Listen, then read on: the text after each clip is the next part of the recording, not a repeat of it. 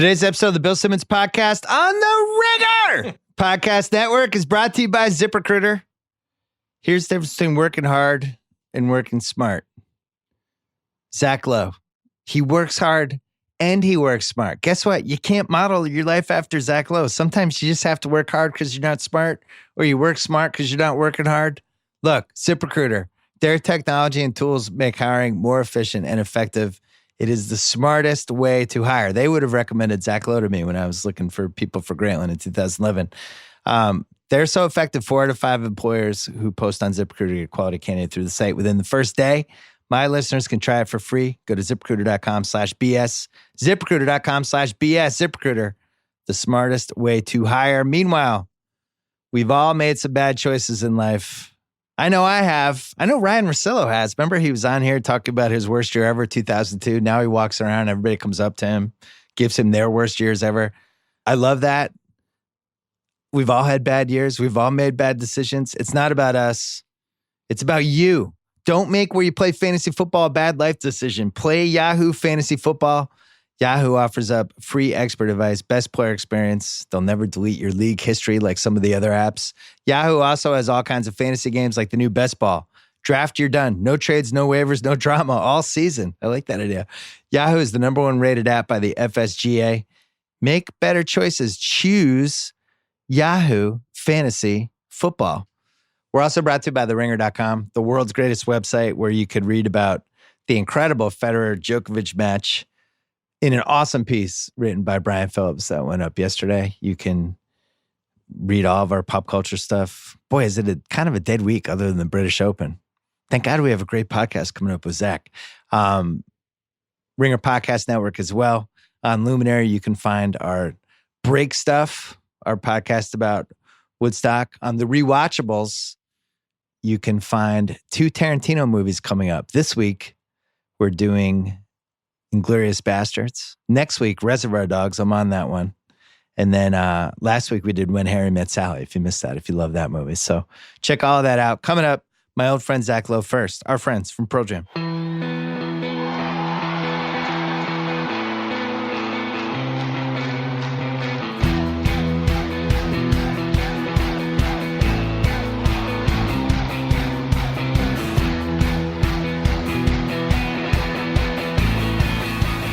All right, we're taping this early Monday afternoon West Coast time. He's on the East Coast. He's my old Grantland teammate. He's at ESPN now. He hosts the Lowe Post on the ESPN Podcast Network, and he writes for ESPN.com, and you've seen him on ESPN shows. He's Zach Lowe. How are you? What's up, my friend? How are you? What a perfect time for us to get back together for a pod after one of our favorites, Russell Westbrook, traded in one of the most controversial trades that we've had. I came on immediately after and did just like my off-the-cuff reaction, and then I've been thinking about it all weekend. And I think what's the most staggering thing about this trade is the reaction within the league afterwards and how polarizing even the trade was, which was, considering Westbrook was involved, kind of the perfect way for this to play out. What are you hearing, and has your reaction changed since you first heard around about the trade? It reminded me, so I was in the arena when it happened. And I got to the arena about 20 minutes before it happened. And I went into the media room because my phone was dying, and I put my phone to charge, and I texted a couple of guys I wanted to see because it was on my last night in Vegas. I said, hey, I'm leaving my phone in the media room. I'm going to go over to the media mosh pit, the behind the baseline. Find me there. Let's catch up. I'm thinking I got a nice calm night ahead of me in Vegas. I don't even have my phone on me. And all of a sudden there's this murmuring. And somebody comes up to me, and I was actually with Hollinger. Said, "You guys believe this trade?" I said, "You guys, like, I put my phone down for 1 minute, right? And someone gets Russell Westbrook gets traded." But it reminded me of D'Angelo Russell in that there was an initial like, "What?" Like Houston, like 2 picks and 2 pick swaps, and the fit is weird, and like this doesn't seem right. Like what? And then like after a few hours, you begin to understand Houston's thinking. And I think I actually listened to your pod on it, your off-the-cuff remarks, and I think you actually articulated their thinking very well by saying, okay, I just sat down and ranked the 40 best players in the NBA, and Russ was somewhere from, I think you said like 12 to 18, and you had CP around 40, which I think is a little low for CP, but I mean, that's it. That's the whole trade right there. That's all that's going on here, I think, right? I think that, and I think probably some hero thinking on Houston's side that maybe they can tap into a better version of Westbrook than we've seen in the last few years. And then I think the other thing is we all kind of underestimated how untradeable Chris Paul is. Because even now we just went through the weekend and waiting to hear all the rumors and all the teams jockeying to go get Chris Paul. And there are no teams. And I think it's realistic that he doesn't get traded before the season, which is, I think OKC wants to trade him before the season. But if I'm Miami, I'm not trading Justice Winslow in a Chris Paul package. Like, F off. Like, you can take my 3 worst contracts and I'll take them. But I'm not giving you anything. And if I'm OKC at that point, why wouldn't I just keep Chris Paul, especially where, I have some good pieces on my team and hope the market gets better for him in 6 months. The only other team I can see is Minnesota. And you could really make a pretty good Minnesota case pretty quickly. And I didn't think of it when I did the emergency pod, but, Teague's an expiring. Dang has this year and next year left. And maybe that's just the trade. And Minnesota says, we'll take them. And it's a double play of Towns has never played with somebody who would actually make him better before. And could this be the guy who saves Andrew Wiggins? And then if you're Chris Paul, or if you're getting Chris Paul, you're hoping he just has a chip on his shoulder from the moment that trade happens. Does that sound remotely realistic to you? I'm glad your Minnesota deal does not involve Wiggins, because I said this on my podcast a couple weeks ago or whenever the hell it was. I don't remember anymore. Like, I'm not 100% convinced Minnesota would have done Wiggins for Westbrook straight up. And that sounds crazy to people, but I think as hungry as the Wolves are to get a start, now maybe at the end they would have talked themselves into it. Like, Westbrook is way better than Wiggins. He's only 30 or whatever. It's not like he's ancient. Yeah. He doesn't align with their timetable, but at some point you say we're getting off Wiggins. Who cares if it's a perfect alignment? So I'm who knows what would have happened there. But that deal you mentioned, yeah, sure. I mean, I think Oklahoma City would maybe settle for expirings, and ironically, they may make the trade with Chris Paul for like Dragic and a couple of Miami expirings or things with 1 year left after this one that they would have made that maybe was somewhat realistic for Russ, except that they made this first Russ trade that brought them back stuff, and now they're going to make that trade with Chris Paul, which would just be like a killing for Oklahoma City to make 2 trades instead of 1. True. Yeah, the Teague one, I do wonder if Chris Paul at 34 just makes so little sense for their timeline that I'm not sure Minnesota will be in on that. And I wonder if they're trying to save Teague's expiring just in case something better comes along for them. They really wanted, I was going to say, they really wanted Russell, right? My question is, could they get Russell without giving up that Teague expiring? Could they package other things together to potentially get there? Because what is the Russell thing is like 27? So yeah, it starts at 27. Yeah, they really don't. Like Covington, they don't have enough contracts. So yeah, they'd basically shoot in their wad with this one. My thinking was, as we have ushered in the new era of NBA pre-agency, which now seems to anybody who even just signed a contract is a pre-agent at this point after Paul George. They're on the clock with Towns already. At any point over the next 9 months, Towns could just have 2 people in his life be like, "Hey, man, you should force a trade from Minnesota. Just tell them you want to get out. It's worked for everybody else. Now you should do it. Just follow what Anthony Davis did in New Orleans. You do your version of that." I'm not saying he would do that. I'm not saying he's wired the same way, but at the very least, we've seen it work now with basically every star player who's done it. So if I'm Minnesota and I could get Chris Paul for free, basically, and put him with Towns and hope he has a chip on his shoulder. He's there 3 years, but you have Towns for 3 years too. You're never getting a free agent, as we just found out with Russell. Maybe that is a circumstance. I don't know. So I agree with you. You're almost always on the clock, right? And no fans just never want to hear that. Like the Clippers do not want to hear that they're already on the clock. It started. It's already like these guys signed 2-year deals. The clock is starting. That's it. You have 2 years to try to do something special, and then all hell might break loose. And by the way, if Paul George turns his ankle in May, year 1's gone. That's it. You lost year 1. And then year 2, that's how fast it can happen. Then you're on expiring deals. But if Karl Towns is under contract through 2024. So if Karl Towns came into my office, I'm Gerson Rosas, said, yo, I want out. Like all these other dudes flex their muscle. Like I want out. I would just be like, just come talk to me in 2022, man. Like we got a lot of time here. I'm not really going to have this conversation with you. I have you for 5 more years. A lot can happen in 5 years. Like think of everything that just happened in the last 2 weeks. So I'm not entertaining this conversation until literally 2022 in Karl Towns' case. And like, what are you going to do? You're going to loaf for 3 years? You're not going to do that. Come play. Yeah, but here's the flip side of that. Why didn't New Orleans just do that with Davis last February or January, whenever Davis is like, I want out? Because they had a year and a half left. They didn't have 5 years. But they could have waited until June to put the clock on him. Like they just immediately caved and got freaked out and tried to shop him and then shut down for the season. Now it worked. It ended up they stumbled into the number 1 pick and, one of the greatest trade hauls we've ever seen. But it also could have gone terribly. I guess the thing I'm shocked by is how the teams capitulate pretty much immediately now to, the star's unhappy, he wants out. I better figure out how to, whatever. Like, what if Ben Simmons does this in December? What if the first couple months of Philly doesn't go well? He signed the extension that hasn't even kicked in yet. You say the same thing. You said, dude, you can't even make a jump shot. Like at least, like let's wait till 2021 and you make a 3 before you start demanding a trade. That's it. That's all you say. I listen, you're making great sense on paper, but I can't believe Paul George had the power to ask for a trade.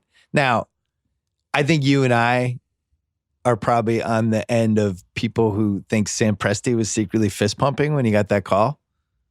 And I think it'll probably come out at some point, but it was the all-time get out of jail free card that he ever could have had for the Westbrook-Paul George alliance that was first rounded out every year for basically the rest of our lives. If it's somebody like Ben Simmons and Philly is really invested in hoping that he's going to become a guy, that'd be one thing. But I wonder if there would be some secret fist pumping with them too.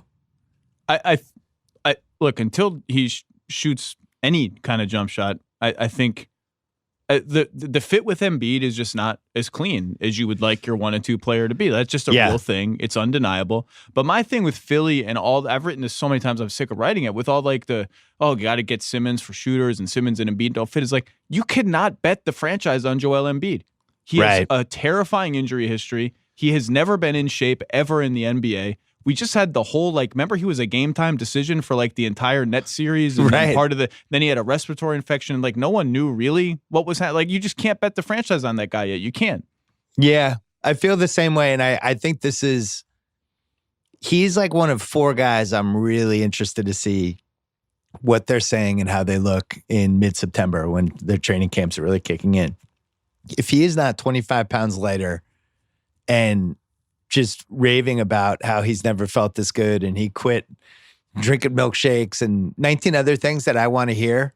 To me, the Victor Oladipo summer is the model. After that OKC trade, when OKC didn't even realize that Oladipo was remodeling his body, and then you see the bodybuilder photos. Giannis had that last summer. There was that one Giannis photo. It was like, uh-oh, what's going on here? We haven't had that moment yet with Embiid. I want to have the what's going on here moment with Joel Embiid. Holy fucking shit. Did you see Embiid? Jesus. Remember the Kyle Lowry one? When skinny Kyle Lowry appeared and everyone was like, is that Photoshopped? Is that a real guy? Yeah. What is going on there? So I think we could sit here and name them, but off the top of my head, I was talking about this with people in Vegas.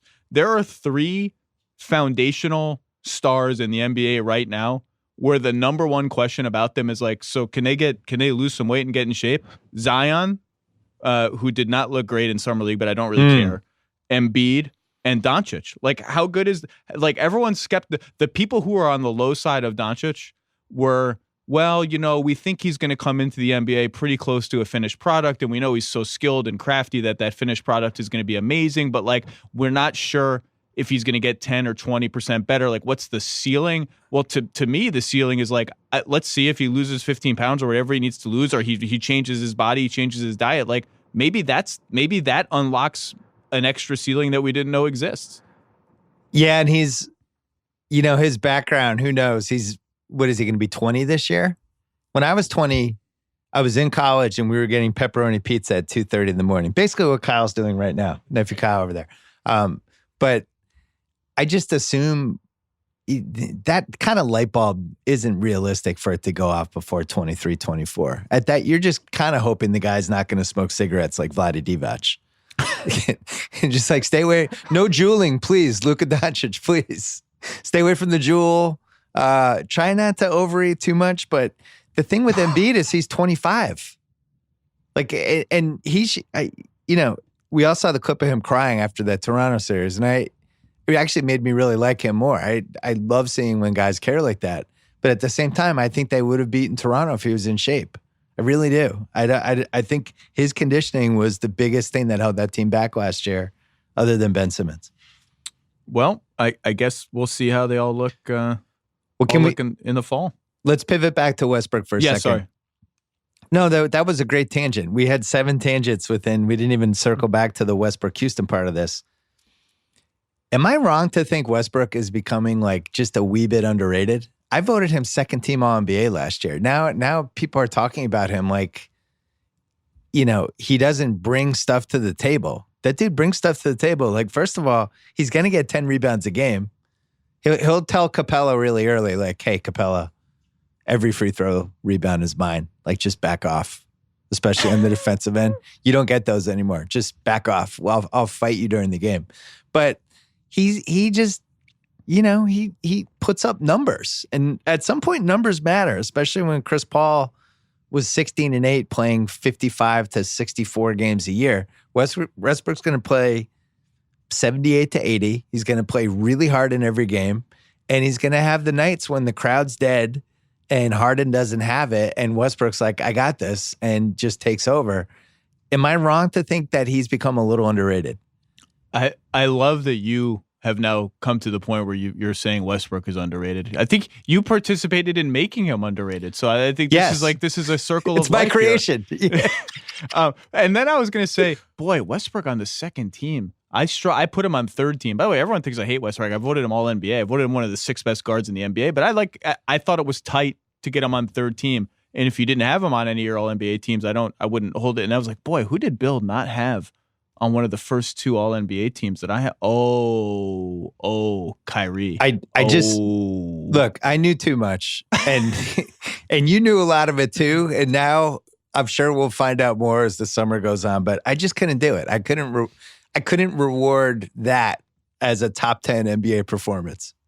I love it. When you have everybody in the organization being like, this is the worst season I've ever had with this team, and they win 50 games, and all the fingers are pointing to one person, it's like, I just can't do it. I mean, how many stories have you heard that you haven't talked about on a podcast or written about? Is it double figures? I don't know if it's double figures, but it's a few. And they're more, it's a few. It's a few. Well, more. No, I'm not will be coming out. There's a reason I haven't said them. There's just a few. Westbrook underrated. I think that's fair. I think what has people fascinated about how this is going to work in Houston is you have this image of like, okay, so what is Russ going to do when James Harden is on dribble number 23 at the top of the arc and no one is moving? Like, what is the point of Russ? And I think part of Houston making that trade is, well, we think that everyone is going to have to adjust a little bit, and there just aren't going to be that many possessions where James Harden is on dribble number 23 and Russ is standing there and no one was in 30 feet of him, so Harden can't go anywhere, that everyone is going to have to make nice with each other and find different ways. Like, maybe Russ is finally going to cut, and we've been saying this for year like 7 now. Maybe he's going to do something. Maybe James is going to be more dynamic getting off of it early. Who knows? Who knows what it's going to look like? But I think that's where, like, it's very obvious and basic. Like, Chris Paul can shoot threes. Russell Westbrook can't. Therefore, Chris Paul is a better fit next to dribbling James Harden than Russell Westbrook. Like, that's obvious. Anybody can make that argument. Like, that's not, like, anyone who's watched 5 minutes of the Rockets can make that argument. But Houston is betting that there is not only on the age and the talent being in Westbrook's favor over CP, but that they're like, you just can't plug A into B and think it's going to look exactly the same. That there's different ways for it to look, and they're going to figure that stuff out. And they're probably thinking, I thought Chris Paul had lost at least some of his ability to, if you spread the floor for him beating guys off the dribble. It just didn't look the same to me, and the numbers all backed it up. With Westbrook, if you had a really smart offensive system and the type of people that Houston has, and by the way, Harden's one of those people. If Harden's just spotting up and everything's split out for Westbrook to just go downhill on people, I watched basketball last year. Westbrook is still really hard to stay in front of. Now, whether he's taking shots that people like, whether he's going into traffic, whether he's taking a 28-footer that he shouldn't be taking, I get it. Nobody probably hates that stuff more than I do. But I still think he can go by people. And Houston will figure out ways to have him going by people. Well, like I wrote this in my trade write-up at 1 a.m. in Vegas, like, which I really did not want to write, but it was, whatever. You got to do it sometimes. Like, whenever Russ got to run spread pick and roll in Oklahoma City, and I mean proper spread pick and roll, Russ, Adams, and 3 shooters, like not 3 fake shooters, 3 real dudes who could actually shoot threes. There was nothing anybody could do about that. Nothing. It was unstoppable. It was an open 3. It was like the times when Steven Adams suddenly became Tyson Chandler for 2 weeks, just dunking everything in sight. The only thing you do is go under on Russ, and he's fast enough that if you go under on him, he just beats you anyway. He beats you to the other side of the pick. Like, there was nothing you could do about it. And so part of the bet Houston is making here is like, yeah, that's our ecosystem. We didn't run it as much because people started switching on James, and that led us into ISOville and all of this. But like, if we can get back to, if we can spread the floor for Russ and James playing a little bit more off the ball as part of that, then that can work. Now, the counter argument to that is you have 2 guys who dominate the ball and one guy's just better than the other one. Does it make sense to take the ball from the better one and give it to the worse one? Like, I don't know. But and also people like the Rockets with CP and Harden kind of taking my turn, your turn. They were awesome. Like, it worked. It might have not been fun to watch, but it worked. I agree. I also think if we learned anything about Houston last year, it was that the kind of workload that Harden had was absurd and unsustainable, in my opinion. And, it's not like he broke down in the playoffs, but when it's just one guy doing the same thing over and over and over again, and I talked about it in this space, you talked about it in your podcast, when you get into a 7-game series, I think it just becomes easier to defend. If you have 5 guys trying to figure out what the other 5 guys are doing, but those other 5 guys are basically doing the same thing over and over again, after 2 weeks, you kind of have a feel for it. And I think with Westbrook, he's just more unpredictable than Chris Paul is, especially in transition and grabbing a rebound and taking off and doing all the Westbrook stuff. You mentioned the supporting cast he had. And this is where I don't think Presti gets enough criticism. The kind of people that he had, not just the last couple of years, but even when Durant was there, it never really felt like they had the right team around those guys. They never surrounded them just with shooters. It was always kind of like guys who clogged the middle. And if anything, they were more prone to go for, how do we get Enes Kanter versus how do we get, JJ Redick? And I'm actually kind of intrigued to see what he's like just with shooters around him. We have never really actually seen it, have we? There would be periods where they would run more of that and more spread pick and roll with, like, it would have to be Durant, Abrinas, Waiters. I don't know who what the exact lineups were. I can't recall right now, but they did it and they just couldn't stick with it because they didn't have guys who could shoot. Can I throw two things I'm wondering at you? Yeah. Number one thing I'm wondering is, I wonder what the Rockets offseason is like if Durant doesn't get hurt and they just like lose to the unbeatable regular Warriors. I just wonder how demoralizing it was for them to lose 5 straight quarters the way they did. Not that they lost every quarter, but you know what I mean? You mean how it ended? Yeah, how like that they couldn't beat them without Durant. I just wonder like how demoralizing that was, and that it was like it like accelerated the. I wonder if it just accelerated the whole like we hate each other, we need to fire all of our entire coaching staff, blah blah blah, like conversation. That's a curious one to me. What do you think about that? I mean, we can't know, but it's interesting, right? Yeah, I think it's a combo of that and also how that series started, and the fact that they didn't play well, got really caught up in the whole refs thing, still had a chance to steal game 1 and didn't, and then the way they reacted after that, which I thought was a real low point for them as an organization. that they got so caught up in the whole officiating part of it and not just like, all right, we lost game one, let's get back on the horse. It just didn't seem like a team that had been there before. And, they had to steal one of those first two games. They didn't. So that was bad. And then on top of it, to not take care of business in a game six, to me, just said that they didn't have as strong of a team as they did a year before. I think that game five that they won a year ago, the first season with Chris Paul, when he got hurt, that was like a real character game. If you go back and watch that game, that team was pretty tight and really, really tough mentally, I felt they were hungry. That was what's so weird about how fast it's all not come apart, because it hasn't all come apart, but like they were hungrier than the Warriors. I think that's what made them part of what made them such a fun opponent for Golden State. Yeah, they were so mentally tough and so physical for how undersized they were that I really think they would have won that series. And I hate doing that with injuries, because you could do that, but you could basically go through every year and do that with at least one series. But in that case, I just think it would have been tough for them to lose those last two. I think that Warriors team had a pretty weird season and could have gone either way. Instead, it brought them together, and they ended up winning their last 6 games of the year. But I think they were kind of ready at that point, maybe to get taken out in the right way. What was the other question you had for me? Well, you mentioned that it's not a question so much, but you mentioned like Oklahoma City with Durant just could never find the right team. And the games I want to go back and watch are games 3 and 4 against Golden State in the 2016 conference finals. Like, we all remember Clay in game 6. Yeah. And that they won game 7 at home and rallied from 3-1 down.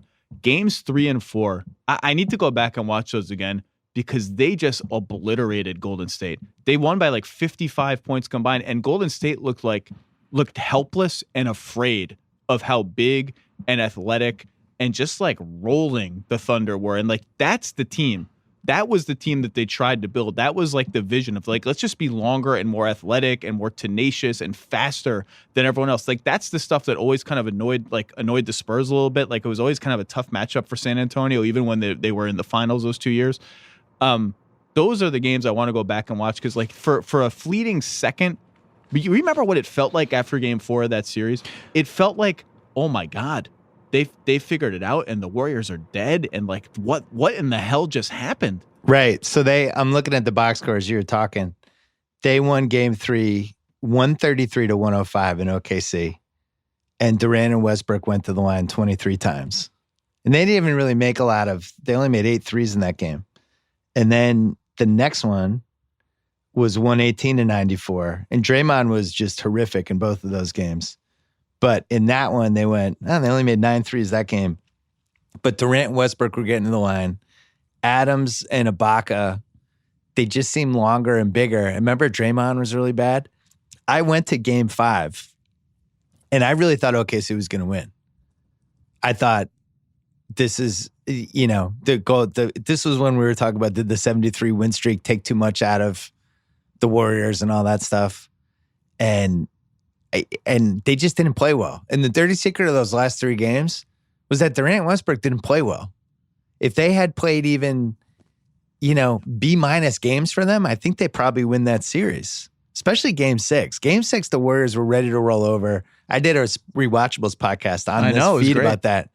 There was 4 points in that game where it was like the Warriors were going to roll over, and the Thunder just couldn't finish them off.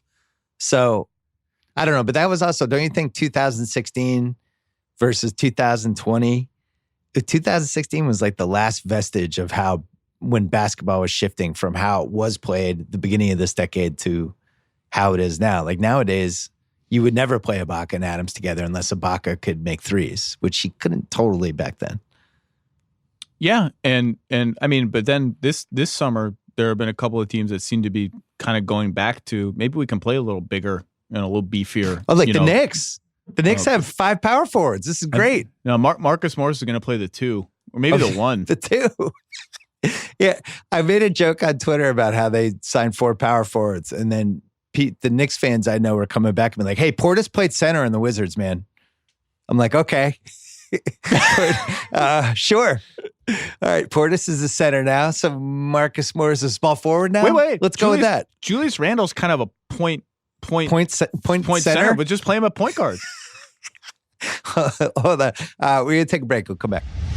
Hey, everybody I know needs a great pair of wireless earbuds. Before you drop hundreds of dollars on a pair, how about checking out the wireless earbuds from Raycon? Raycon earbuds start at about half the price of any other premium wireless earbuds on the market. They sound just as amazing.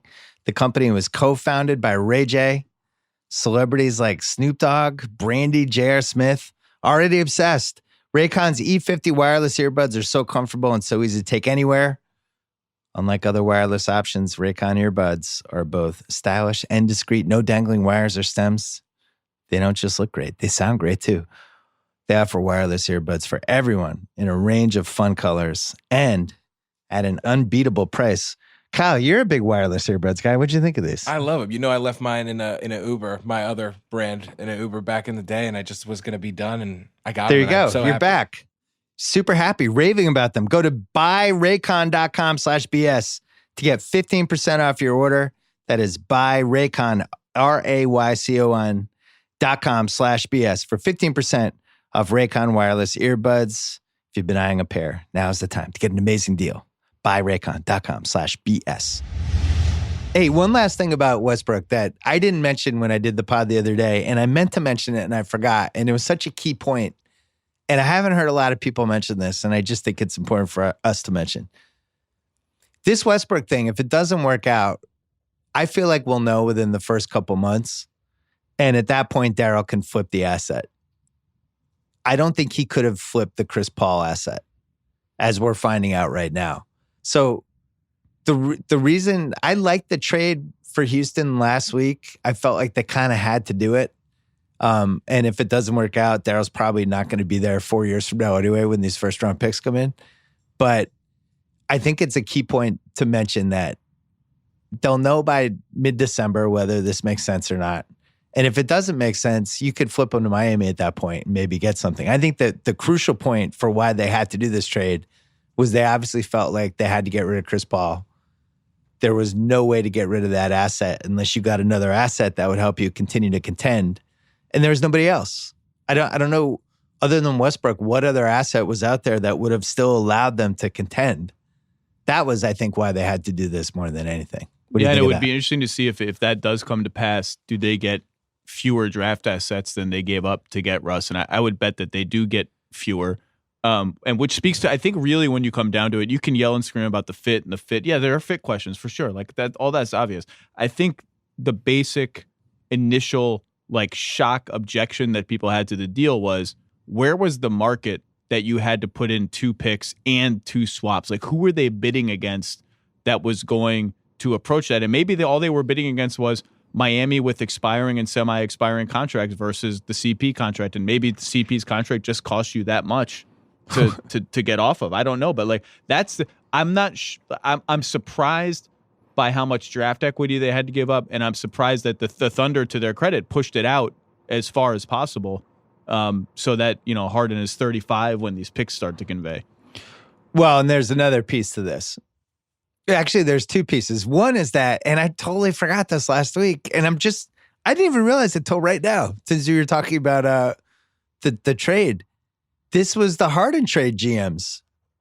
Yeah, of course. This is Presti and Morey. I so thought that piece of that, holy shit, that Presti even did a trade with Morey again is kind of amazing. I thought we were really going to get through the whole Russ trade without the Harden trade being brought up. Well, I thought we were going to get there, and we didn't get there. Wasn't going to happen. I think we wrote a combined 4 pieces about it in a year at Grantland.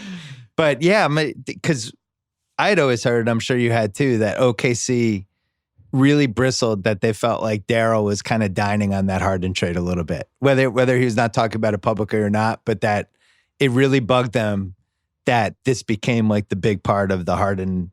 The Morey legacy was this Harden trade where he pulled one over on Sam, and Sam had done all these great things, but here's the one trade he lost that ends up being the most important trade of this decade.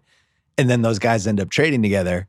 So that's crazy. But then the other thing is, I think Sam was able to do this twice with the Paul George trade and the Westbrook trade where he had this straw man other team that was allegedly in it, and there was nobody else in it.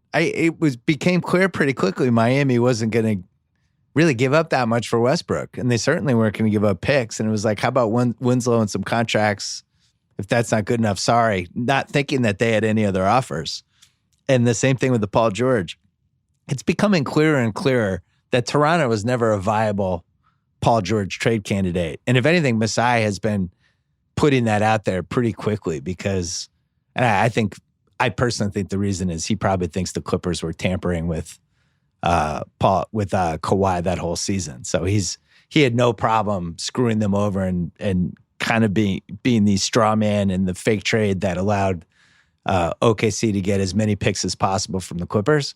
But I really don't think there was a second Paul George suitor, and I really don't think there was a second Westbrook suitor. What have you heard about that? Well, I mean, to your point, I would love to have been in the Clippers war room when they were discussing how much Presti was demanding for Paul George, because it's not just the teams that are at that point leveraging, it's Kawhi leveraging. And I just wonder who within the Clippers group, because it had to have been someone, raised the question of like, is he really going to the Lakers if we don't get PG?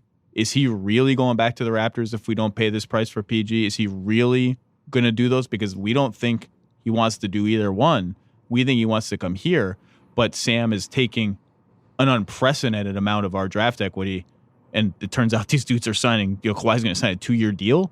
I just wonder if part of them felt like they were being bluffed on all sides almost, but they ended up saying we got to do it. Like, we just have to do it. We have at least 2 years now where we're going to be, if not the favorite, one of the favorites. That's what you play for. That's what you get all these picks for. We didn't even really have this Miami pick. It was like we were a way station for it. Yeah. But it would have been fascinating to see, the sort of poker game being played between like 4 different parties at the same time.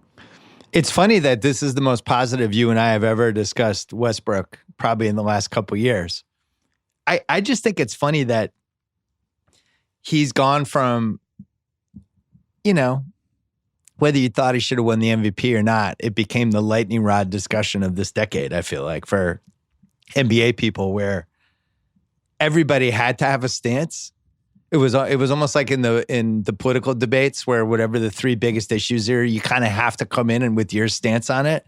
And that was what the 2017 MVP thing became. It was like, basically, what type of basketball do you stand for? How important is team success? If you support Westbrook's MVP candidacy, what does that say about you? It really went to some fascinating places. And now it's like, look, I still feel like he's one of the 20 basketball players that matter. I don't think physically, there might be a fall at some point that might resemble Iverson in the 07-08 range, where a smaller guy who just took a big pounding, had some surgery, stuff like that, it could go. But he's still a meaningful player. And I think if you talk to the other players in the league who matter and you ask them who the best 15 players in the league are, they're all going to say Westbrook. Now, that doesn't necessarily mean they're right, because if you had asked those same players 4 years ago, the top 15, they would have said Carmelo. So sometimes the players can be off, but I still think he matters, and it's still an upgrade for the Rockets, and that's where I sit these days. But this is how some portion of discourse about the NBA is like. I voted Russell Westbrook 3rd in MVP that year, so I thought, like, of all the human beings in the world, I voted him 3rd, and that. And in a certain segment of the dark part of the internet, that means you think he's a bum and you hate him and he's trash. No, I just voted him 3rd, like 3rd best dude in the whole league. Sorry that I thought he was a little overrated, voting him 1st. That's all. And since then, he has taken a step back. Like, his playoff shooting percentages the last 3 years, 39%, 39.8% actually, 36%. Limited number of games every year because they lose in the first round still. And then last year he shot, I think, 42 something from the field overall. The year before 45, the year before 42.5. Like, he has taken, I think, a small step back. Like, the shooting has reached the point where it's kind of a problem.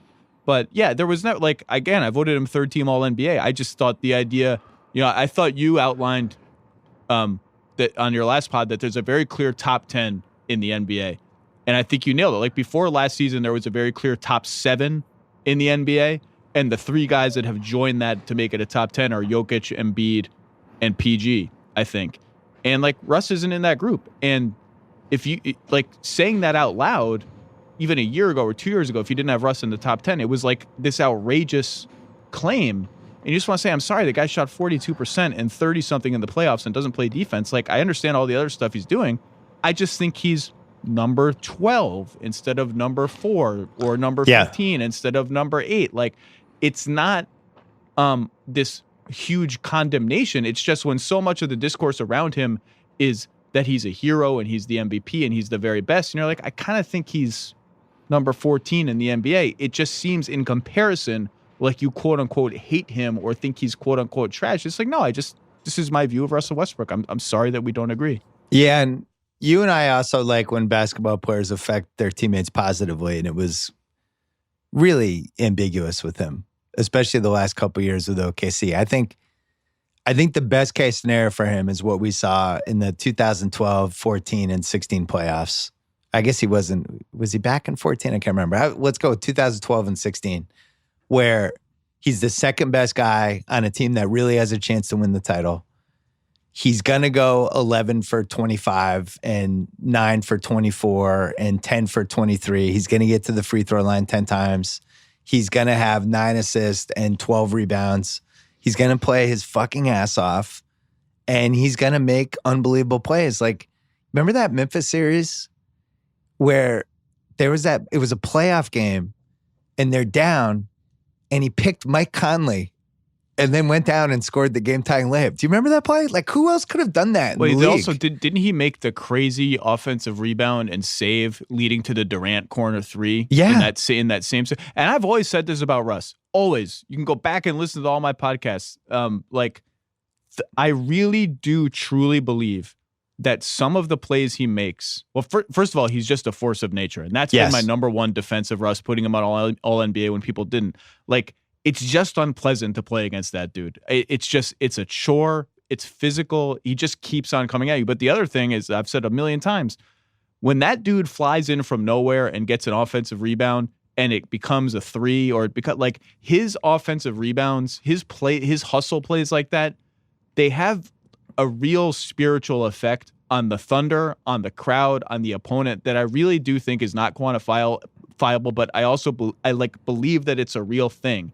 And there are only like 9 guys in the league who make, let's say, 2 plays like that every game. Like, and he's one of them, and that matters. Yeah, and for Houston, I think they needed another guy on the team who could make those plays. And I just don't feel Chris Paul at this point of his career could have that kind of impact.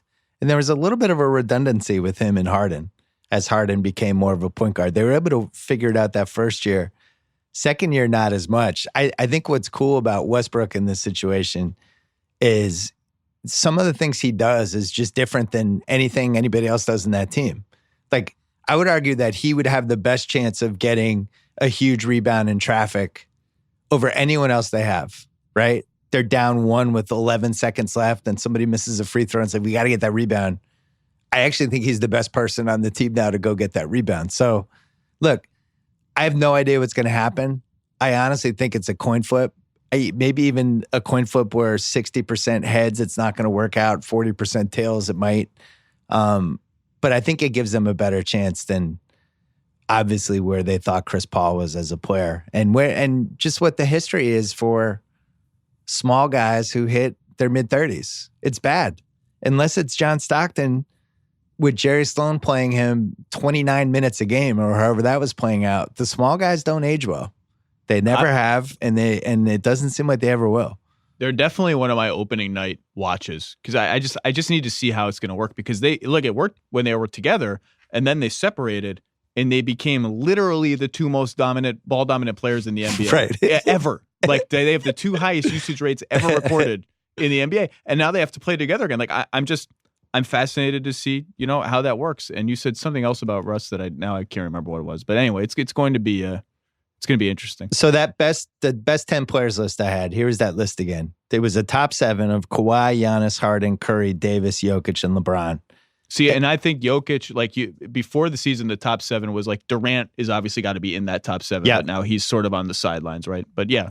And then a 3 right underneath, all ready to move into that top 7 of Embiid, George, and Durant. Embiid, I want to see the Instagram picture of him looking like, The Rock. Paul George, I'm really concerned about the shoulders. And I think the Clippers should be too. The guy had surgeries on both shoulders. And I'm just not 100% on him being 100% healthy. So I'm putting him 9th. And then Durant's not playing for a year. And then after that, it drops off. But I think the most interesting case for me, or most interesting name out of those 7, is LeBron. And here's another case where if you question anything about LeBron, you're a LeBron hater. You hate LeBron. Why do you have to diss LeBron? He's the best ever. I just want to point out math. He came into the league in 2003. There's nobody left from that draft in the league. He is attempting to be a top 10 guy at a point in his career where nobody else has ever done it. I don't even think Kobe Bryant. Even Kareem, who came into the league when he was, I think it was the 1970 draft, he won finals MVP in his 17, or not finals MVP. He was the best player on a finals team in 1987. But he certainly couldn't keep up in a top 7 kind of player way. Why are people not more concerned about LeBron's mortality as a superstar right now? Well, I think last season should have concerned them, but I think part of the reason is he was still 28-8 last season on a team that was, let's say, in some form of turmoil for most of the season. And theoretically, his effort level on defense, where he was not very good last year, should improve on a team in less turmoil, a better team. And number 2, now this is the first time he's ever coming into an NBA season having not played through June in a million years, and maybe that helps him. But this was my favorite stat that I sort of just researching around about LeBron after it became clear the Lakers were going to miss the playoffs, that put it in stark terms for me. By either the midpoint or the end of this coming season, he's going to be 3rd all time in minutes played, playoffs plus regular season combined, behind only Kareem and Karl Malone. Like 3rd. That's it. Yeah. And so he's now officially reached the point, because he's like, in regular season minutes, he's some unremarkable number, like 11th. But then you add in the playoffs and all the extra, everything's a 7-game series now. He's going to be number 3. So that means you're now reaching a point. Now you can tell me he came into the league at a young age and blah, blah, blah.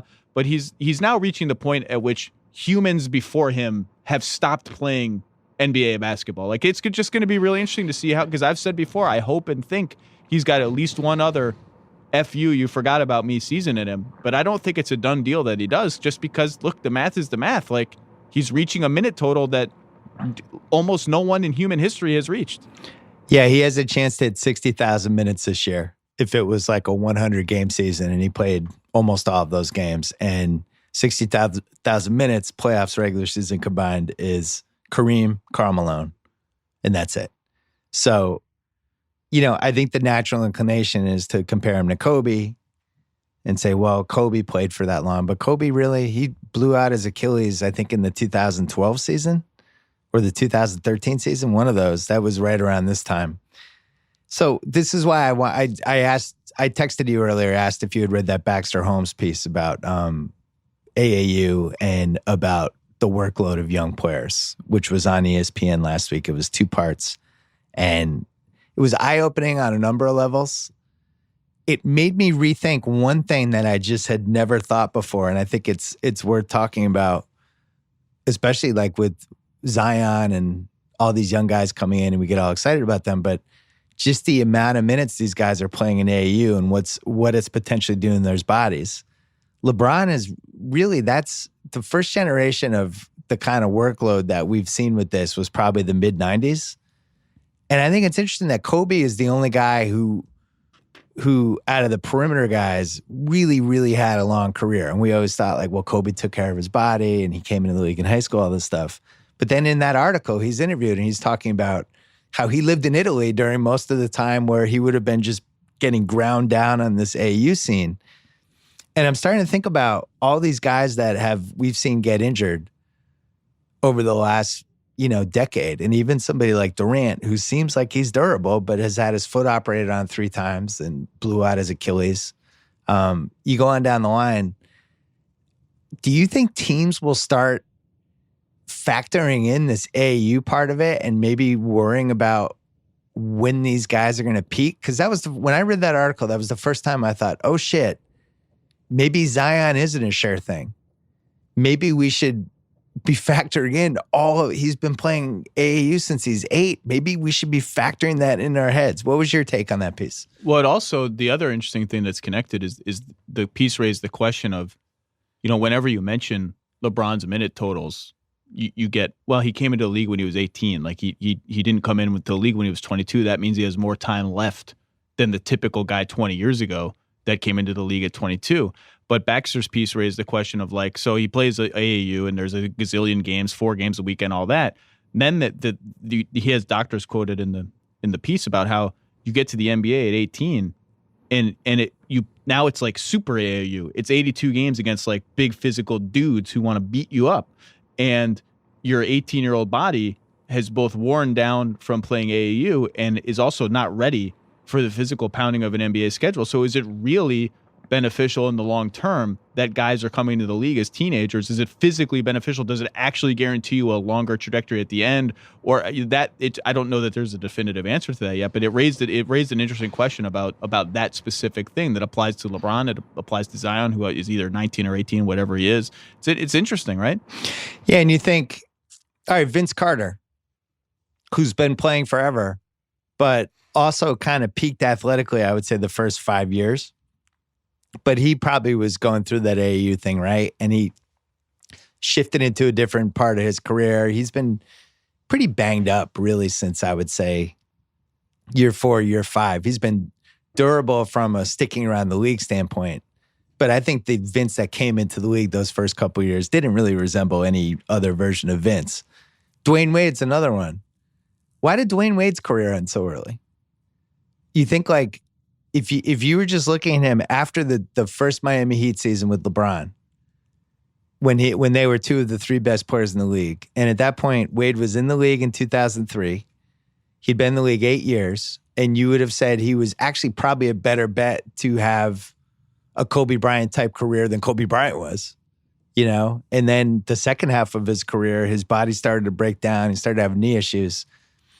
That piece made me rethink, I wonder if all of that game mileage that they're putting on from age 8 on is actually really bad.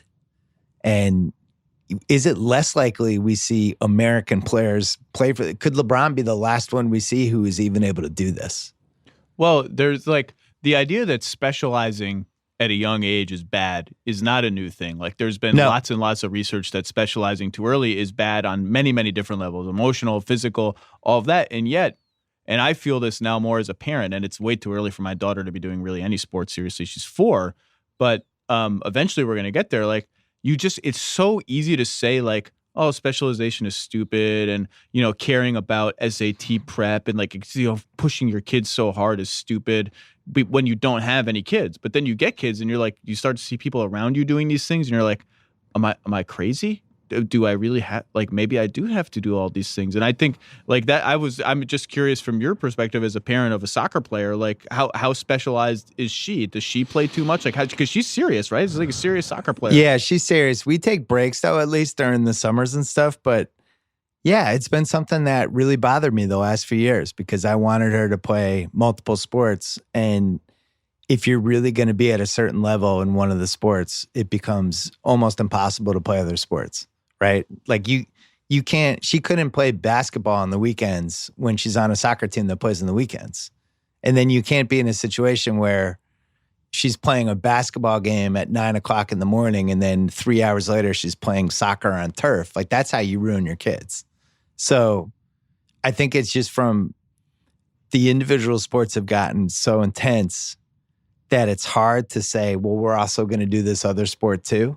You can try to find a team that is a little more cautious of it, which is what I think we did. But I can't imagine how she would play 2 sports. She wants to play volleyball and soccer in high school, but the volleyball would have to be simultaneous with the club soccer. It's a lot, and then you're sacrificing other stuff. So I get it. I don't think anybody should really be forced to make decisions like that until the kid's 14 or 15, personally. I think that like playing AAU 4 times on the weekend when your kid's 9, to me, is nuts. I don't understand it.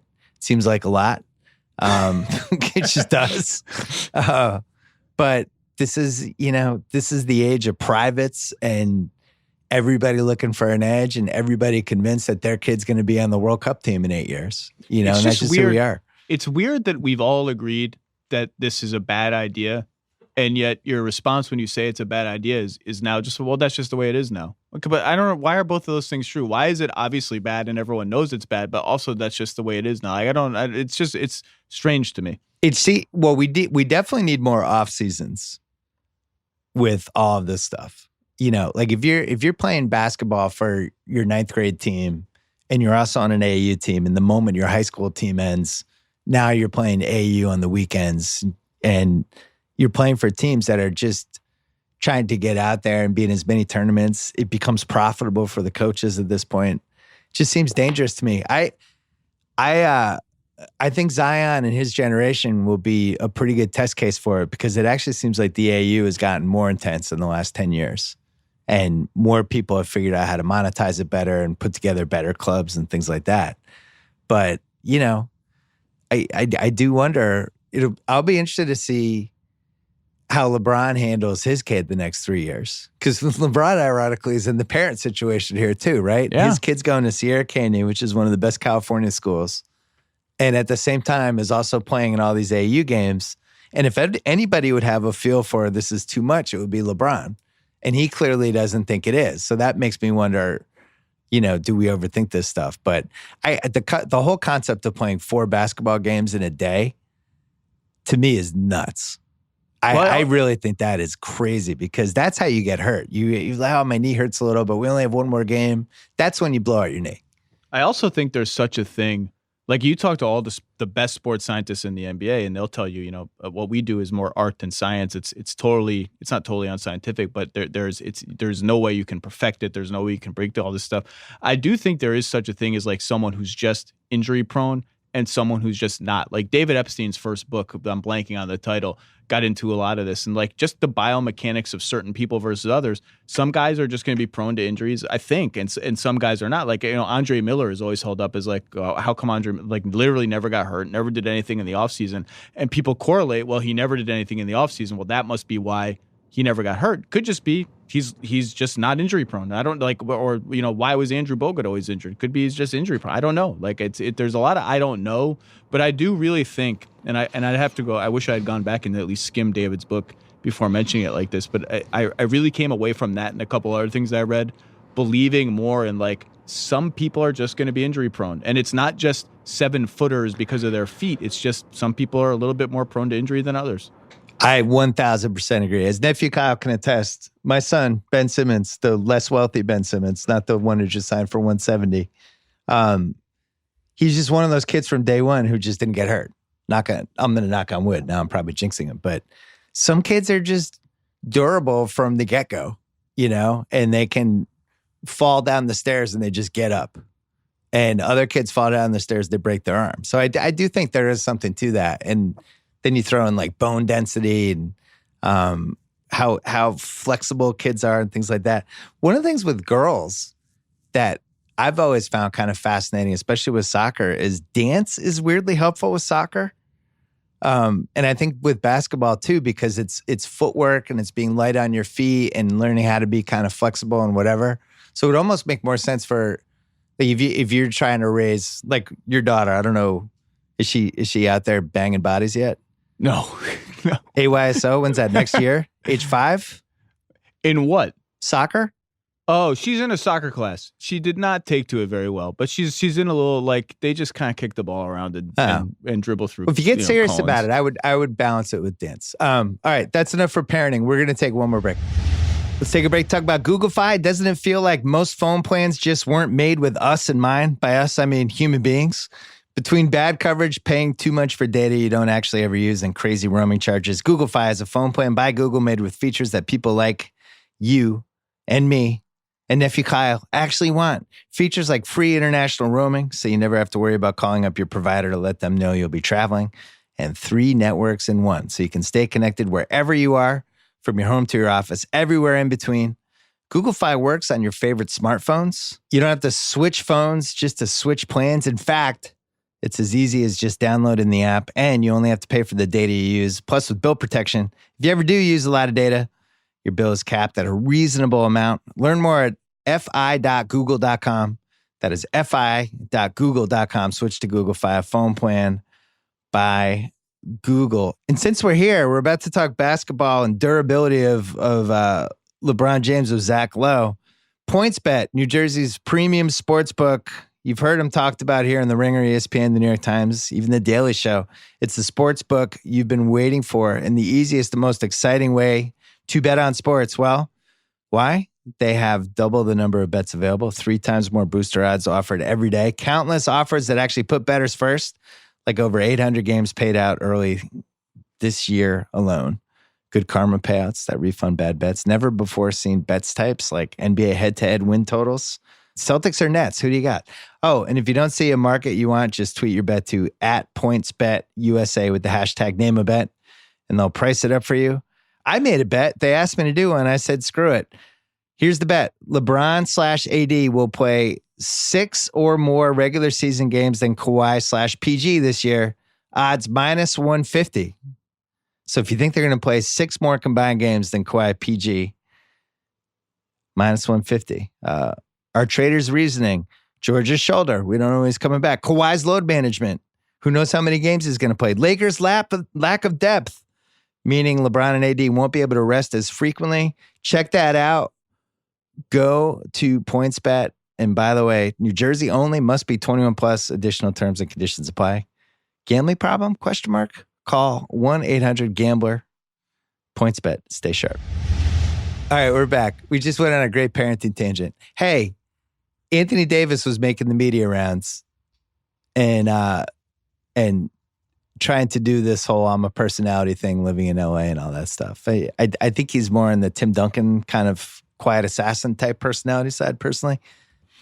We talked last week on this pod with Cousin Sal about MVP futures, which we're not allowed to bet on because we have votes.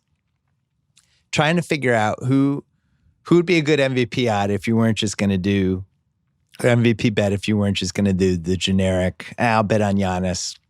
He wasn't even 100% of who he's going to be as a player. He won it last year. He'll win it again. Make the case for Davis for me for the MVP. What kind of check marks would you need him to hit? How do you think that plays out? Because I think there's a case for it. I'll make mine after yours. The case is LeBron defers the way he reportedly was going to for Kawhi. And he can't quite do that for AD in the same way because AD is not a ball handler like Kawhi is. So but AD becomes the number 1 scorer on the Lakers. He leads the Lakers in scoring. He kills it when LeBron is on the bench and makes it to the degree that maybe they can load manage LeBron. And the plus minus with LeBron on the bench is astoundingly good. The Lakers win 55 or more games, and he is in the conversation for Defensive Player of the Year, has his best defensive season ever, his most sustained excellence on defense. That's I think, your recipe. Now, there are other guys I might vote it. I would pick maybe are more likely to be the surprise MVP because Giannis is going to be a heavy favorite. But I think that's a pretty simple recipe, and I think that's attainable. I don't think any of that is crazy. Now, LeBron is so he is so comfortable at the controls of the offense and so good at it that maybe it's just not possible for anybody to win an MVP playing with LeBron still until he really, really, really defers. But that's the recipe, right? That's the recipe. You left out one thing. Uh-oh. LeBron in mid-September planting the seed and putting it out there.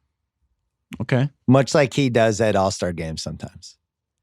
So they start doing that first week of practices, press conferences, and LeBron's like, I think Anthony Davis is the best player in the league and he's going to win the MVP this year. Don't put it, by the way, LeBron could say that and not actually believe it. But I feel like if he starts pushing that narrative and then you have like the big feature on SI or somewhere where it's like the next MVP, Anthony Davis, if the whole clutch machine, if they all get behind that narrative, then I think it could happen. And I think he'd have to go like 30-13 would be my guess. Ooh. You don't think that's realistic? Right now, he's 8-1 to win the MVP. Dude, it's 8-1's not a bad bet. Give me two more of your favorites, just out of curiosity. Well, aside from the Kawhi and Steph, I think are obvious ones. Do we just have one super sensational, crazy Damian Lillard year ever? Like he's been, I think, on the 5-man ballot the last 2 years. Is there just one year where he randomly averages like 32 a game? Yeah. And the other one is, what are the Jokic odds? So, obviously, you love Jokic the most, but the playoffs, I at least was able to wrestle my way into the bandwagon. He's 15-1. It's a great bet. And and the case for that is the MVP, if everything's even and you have a bunch of good candidates, usually people are going to gravitate toward who's the 1 seed. I think you and I are higher on Denver as a 1 seed in the West than a lot of other people. And I've seen Utah get thrown out around that. And weirdly, we're aligned on Utah too. They're fine. I think they're better than they were last year, but I also don't feel like they're a championship contender in like the purest form. They're kind of soft. I feel like they're still a trade away, and I think you could kind of bang them around in a playoff series. Would you say Denver is the safest bet for the 1 seed right now? No.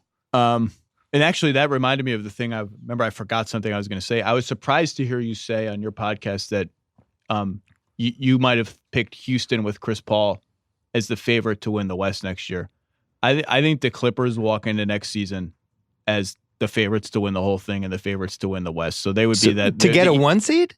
Well, I just, everyone's going to assume Kawhi's going to miss 20 games and all this. And maybe that sabotages their ability to get the 1 seed. But, it only took 55 wins to get the 1 seed last season.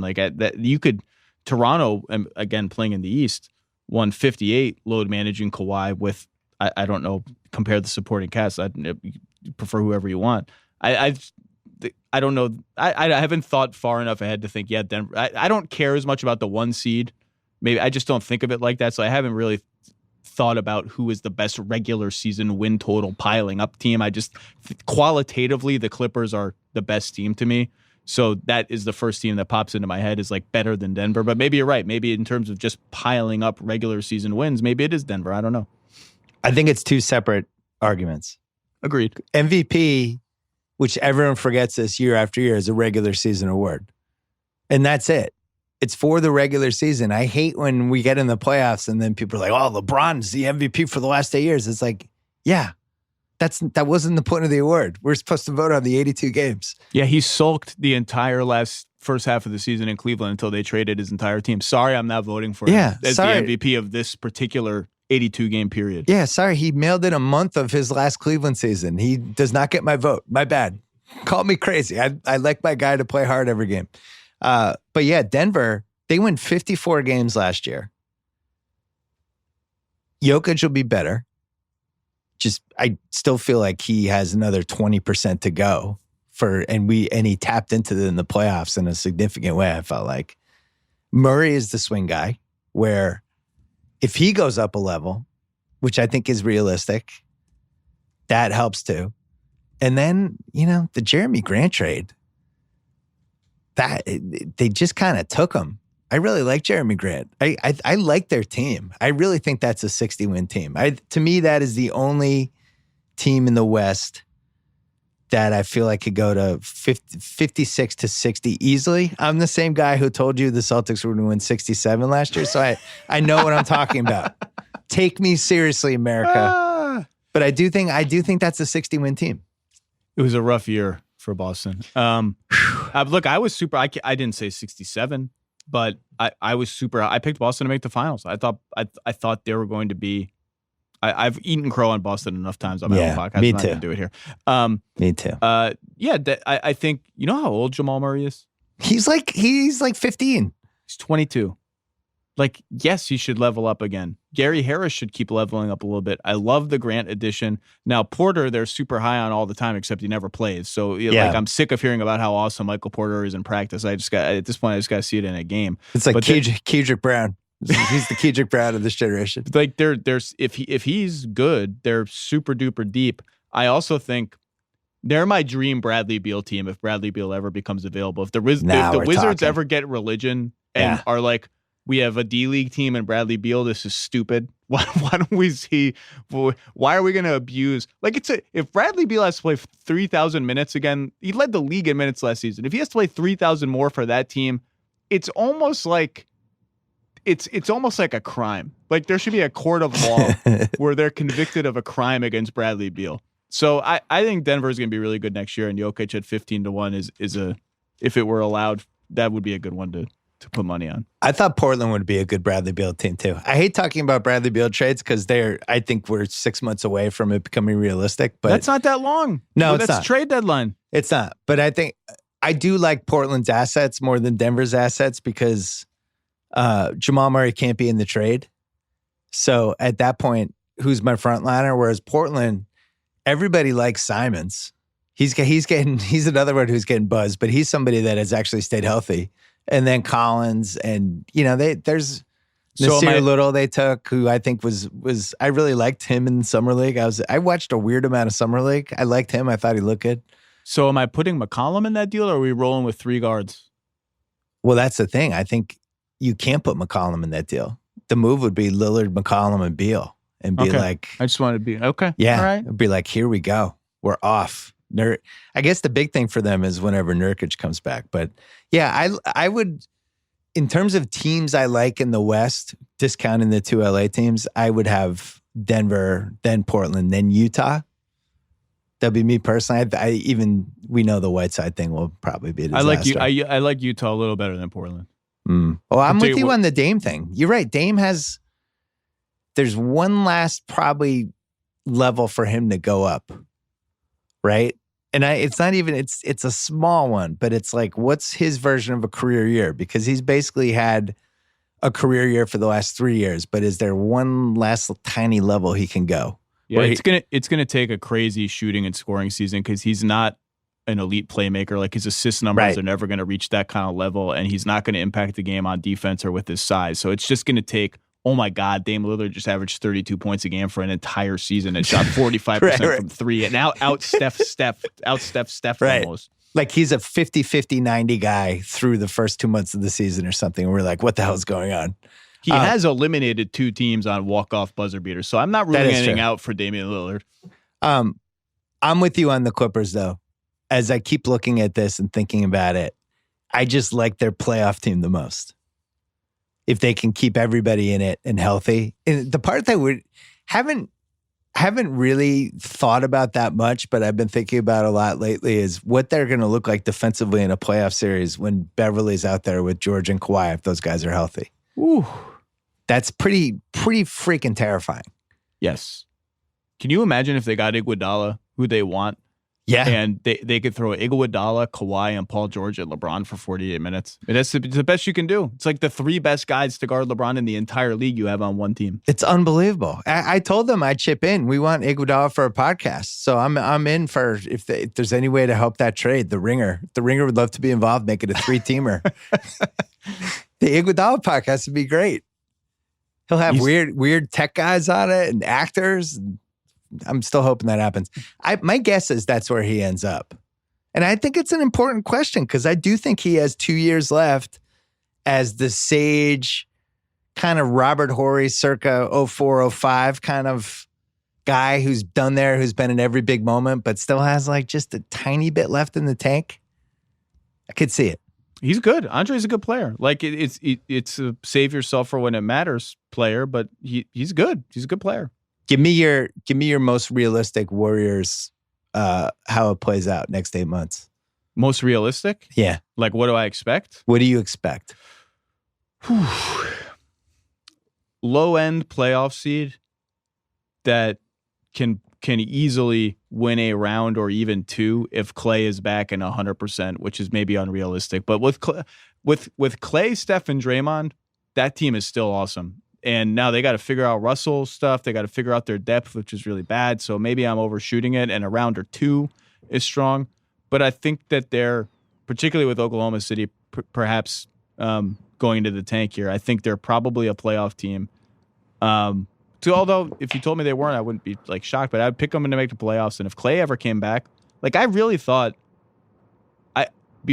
when Clay got hurt in game 6, I thought they were going to come back and win the whole finals. Like it just had that vibe where like Clay's having another game. They're at home. I think they were behind by a couple points, but like they're just going to find a way to win this game at home. You know they are. And like you put that team in a game 7 where they're confident and are coming in off a win like that. Like I kind of thought like they might come back and win. Like they're really good. Do you think Milwaukee is better or worse next season? Or the same? About or just different? About the same. I think they're on paper a little bit worse without Brogdon, but they'll find ways to either change the way they play or they'll find other ways to at least on paper be as good. I do wonder in the playoffs when it's really go time if they've lost a little bit of shot creation. Like the biggest question to me for them is like if Eric Bledsoe if this is just going to happen to him in the playoffs every year, then I don't think they can win the championship. Like if that's just what happens, then I don't know. I don't know that any cute strategic tweaks or roster moves are going to make up for the fact that your starting point guard, who was an all-star candidate last year, becomes unplayable in the conference final. I just, I don't know what else to say. Do you think they could, if they would go back in time and not do that extension during the season? Yes, I do. I did too. I mean, and by the way, to be clear, that's not sourced. I'm not sourcing that. I'm not reporting that. I'm just saying that, yeah, that would be my gut, is that what happened in the playoffs. I mean, I think when he signed that extension, the reaction was almost the opposite. Like, wow, kind of surprised Eric Bledsoe riding high right now is going to sign this extension. Then you started to hear from people like, well, it is a smart hedge against another Scary Terry playoff meltdown. And like, that's what happened. I love when you do podcasts, I love how the aggregators are always in the back of your head. Like you're saying the Bledsoe extension, but you're worried Brew Hoop is going to turn it into a headline. So you're like, this is not, I do not have inside info on this. This is not sourced. I learned from Windhorst. Yeah. Well, oh God, Windhorst. What was your reaction to Rozier, 58 million, 3 years? What was your what were the first 10 seconds in the Zach Lowe house when you heard about that? I honestly, silence, like mouth agape, silence, or just not laughing, just... I don't know any Charlotte Hornets fans. I really don't. Yeah. If I did, I would have called and said it might be time to consider, even within the Atlantic, or what's their division, the Southeast Division. Yeah, maybe the Hawks. Maybe get in on the Hawks on the ground floor here. Flip it. Well, that's what the Knicks fans are in that position now at the Nets. Because I don't know any Nets fans. You might know a Nets fan because you live in New York. You know Nets fans? Oh, yeah. I know some real Nets fans. I taught high school in New Jersey, man. I know some legit, like real Nets fans. That followed them in Brooklyn? Yeah. What else are you going to do? Embrace the Knicks? Obviously not. Obviously not. Yeah, the Nets fan count is low. It is funny, though. I'm sure you've heard the same. It really does seem like those guys are going to the Knicks in February, March, and then something flipped. And I've heard various reasons why it flipped, and I think we can all agree that there was one definite reason it flipped. Or what we collectively know about the intentions of superstar players is perhaps less than we might hope to know, or that it changes so fluidly that what you knew 7 days ago is really not worth anything 7 days later. Like I don't know. Did the media talk itself into that the Knicks were the number one destination all along because they're the Knicks and because they had cap space and because of Rich Kleiman's one tweet about how he's going to run the Knicks one day and blah, blah, blah? Did we just speak that into existence like LeVar Ball, or was it ever actually real? I don't really know. But once the Nets made the playoffs and cleared, once they traded Alan Crabb at that time of the year in the middle of the finals, they must have known. They knew. Yeah. I just don't see any other. I mean, they attached 2 picks to him. They got Taurean Prince, who's good, who's all right, but that trade telegraphed like, oh, it's done. They know. I think what they did is not a lot different than what the Clippers did, where really smart, well handled behind the scenes, but then also understanding what mattered to those two guys. You know, the Clippers, it was a lot easier. They knew Kawhi wanted to come home, and that's the best built-in advantage you have. They knew Paul George also wanted to live in California at some point in his life. So those are just lifestyle things. I think the Nets really put a lot of time, thought, and energy into what those guys cared about that wasn't basketball. And that goes back to the Alibaba stuff and the ability to mobilize a gigantic 50 million fan Chinese audience behind a Nets team and putting those guys in business contacts and all the stuff that isn't basketball that, by the way, James Dolan would never, ever consider even thinking that way. He's not looking at those guys and thinking, here are all the ways me, James Dolan, is going to help you, Kevin Durant, Kyrie Irving, in ways beyond basketball. He doesn't think that way. His attitude is, we're the Knicks. I have MSG. We have a lot of fans. You should play here. We won a playoff series with Carmelo one time. It was awesome. Then Roy Hibbert destroyed our whole franchise, apparently. So I think the Nets, the most impressive thing they were able to do was how they are able to now play this new game that we're in, where all of these guys want to be more than a basketball player. And the Nets realized that the Knicks didn't. Do you think Sean Marks took a course in preparation for a meeting with Kyrie, in how to speak in sentences and paragraphs that sound really profound but actually don't make any sense? Do you think is there a course available for that? And do you think he took it? I think he rode the subway for 16 hours a day just talking to deranged people and figuring it out. I didn't say the word deranged. That wasn't me. I didn't say Kyrie was deranged. I just said he probably had a lot of weird conversations on subways about, whether men ever went to the moon and all kinds of stuff and was just prepared emotionally. The thing with Kyrie is he can turn it on, though, and be normal. I put him second team All NBA even in this dysfunctional season because the stats were so overwhelming, and he has a major playoff resume. Now you can say that's all because of LeBron dragging the team there, but he was up for it, particularly in the 2016 finals, games 5, 6, and 7. He was up for it. But this is a big. Now, you could say it's a holding pattern year because Durant is most likely going to miss the whole season, I guess. I would assume based on the typical timetable. God. But it's like, people said it at the time, like, you leave Cleveland because you're unhappy. You leave Boston because you're unhappy. And you gotta, the locker room vibes in Brooklyn better be different because he's going to get infinite chances because of his talent. But you don't get to keep having situations end like this and be one of the absolute all-time great players in the history of the league. His performance in the Milwaukee series was indefensible. It was unbelievable. I was sitting there watching. It was indefensible. I was at, I think, 3 of the games in that series. Like I was sitting on press row just being like, he missed again. Oh my God, he took 17 more dribbles into a fadeaway 18-footer and he got the net. But what's happening here? I'll never forget I think it was at game 4. When he's going back on defense and I'm sitting baseline looking at the court and he's like barking out like how he's got Giannis. Yeah. He's got Middleton and pointing for dudes to get out of the way. And I'm sitting there like, am I really watching this? Like, what is he doing? What has he been possessed? Like what? And then of course Giannis mows him over and Middleton mows him over. Like, oh, that didn't work. It was a very strange series. He was just bad offensively. Defensively, he was indescribable.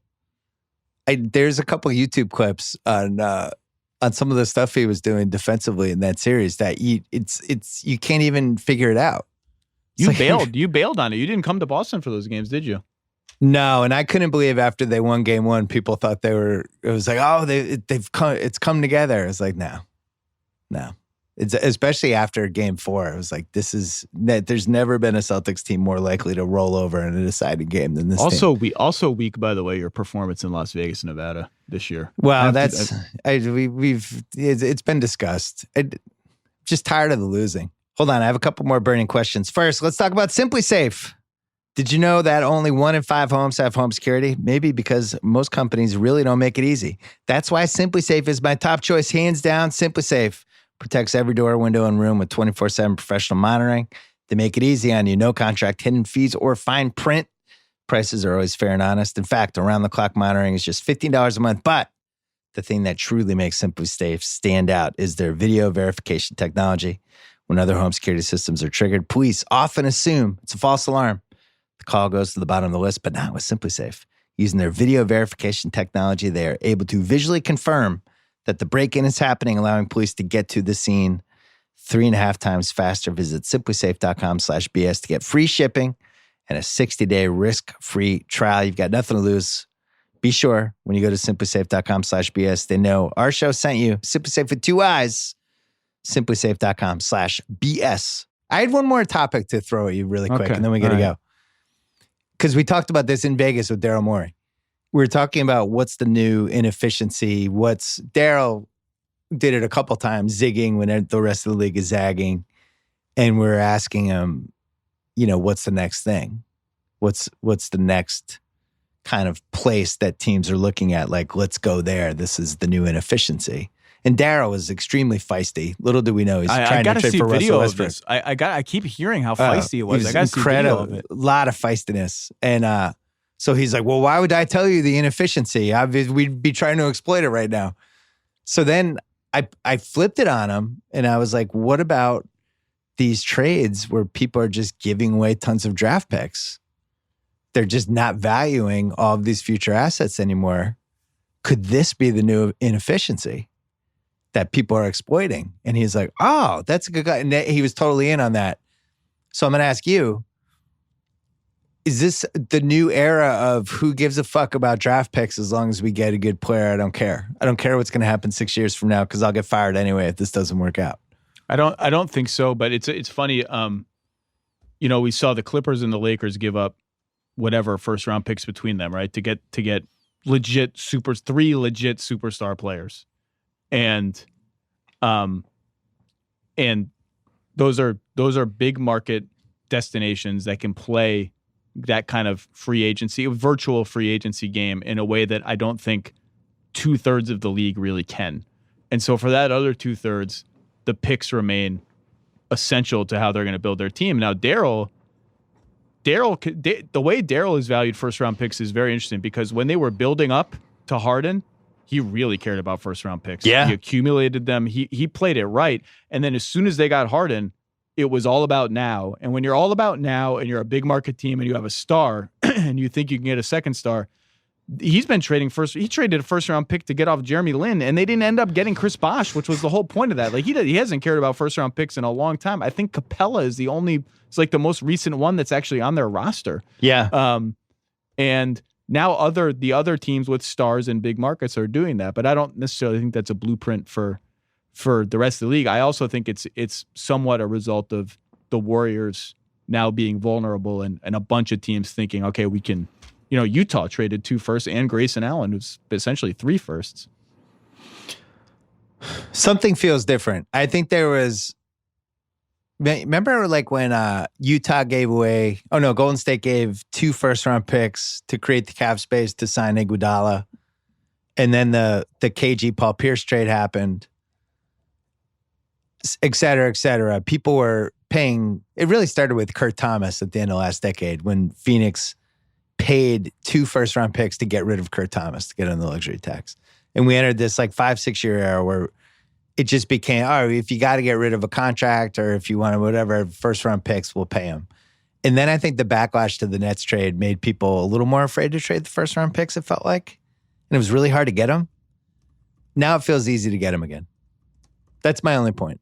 Yeah. So, I mean, even Dallas traded 2 firsts for Porzingis. But again, they're a team that had 1 star and saw a chance to get another. But, Utah trading 2 firsts for Conley is different than that. It's not a big market team with any history of getting free agents or stars. So it is shocking after how many years teams clung to firsts like gold that they're now flinging them around. But I wonder how much of it is just random and how much of it is going to be a real thing. But Daryl was doing this. It was sort of on both sides of this already in valuing picks. Well, I'll just leave you with this. I got an email about Tillman Fertitta's new book. Do you know about this? I did not. It's called Shut Up and Listen. it's got his face on the cover, and it's all about him telling you life advice. So I was going to say, I assume I'm the person who's supposed to shut up and listen. Me, the reader. It's not advising you. It's not like he doesn't conduct his life. No, he way. wants you to shut up and listen, and he also To wants him. me to shut up and listen, and nephew Kyle. We're all going to shut up and listen because he wrote a book. My question is, would you want to work for an owner who has a new book coming out called Shut Up and Listen? I'm going to say no. I'm not sure that's going to make my European vacation reading list this year. You're not diving into Shut Up and Listen? Don't think that's going to make the emergency Amazon order where like, oh, okay, I need some books to read for the next month. I don't think that's going to make it. Maybe I'll wait for paperback. My last question. You and I both love when front offices aren't very competent. Although I'm more open about it than you are.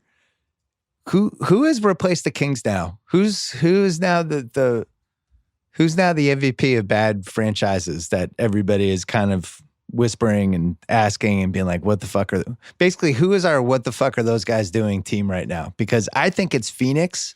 I was going to say that it has to be Phoenix. I mean, it just has to. I mean, you're talking to someone who wrote in his free agency winners and losers column an entire fake dialogue of the GOAT from Ryan McDonough's office calling in the Memphis Grizzlies trade and just mashing the phone with his hooves. So I think it's Phoenix. And that trade, like I was about to go on one of our shows. I was in the green room, so I didn't have really time to process it. But I'm looking at the trade terms. I'm like, okay, Josh Jackson.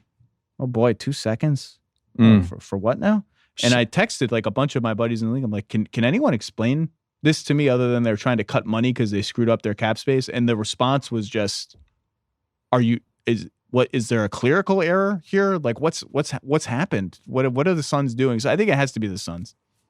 Yeah, it hurts not to give it to the Knicks, but I just feel like Sarver is doling with not as strong of a PR team or not a PR team, but just like reputation, I guess. He's not in New York. Yeah.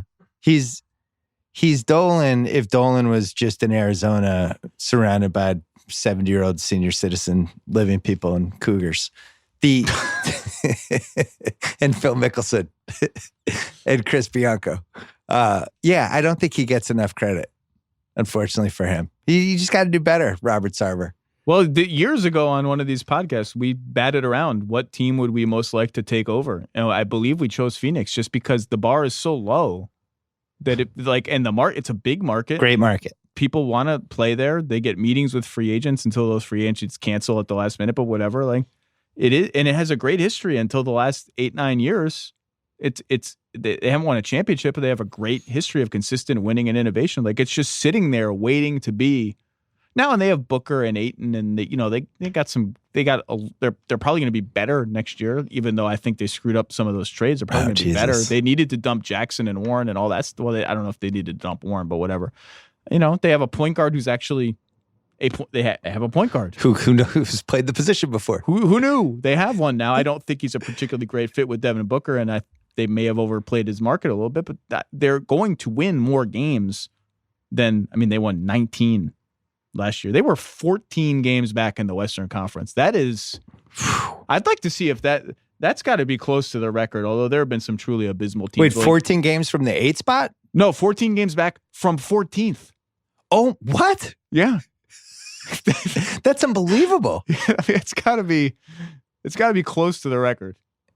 Yeah, remember when I wrote that, the Warriors piece before they got good about like the 60 ways it's terrible to be a Warriors fan or whatever it was called. A landmark piece. Yeah, you could definitely, the sequel to that would probably be the Suns, I would think. Because really since day one, their fans have been getting kicked in the balls.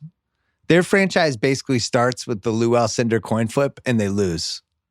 And they get Neil Walk. And that's just like, welcome to life as a Suns fan.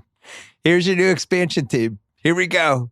That's like 2 years in. That was they're already getting kicked in the nuts. But not long after that, they're battling Boston in the finals. They're in the finals. Like they have a consistent 50-win team, and then you flash forward, D'Antoni reinvents them. They have they're good in the 90s with Barkley. Like they're a really good team most of the time. They were in the finals in the 70s, in the 90s. They were probably our most fun team of the 2000s. Tom Chambers is dunking all over everybody. Yeah.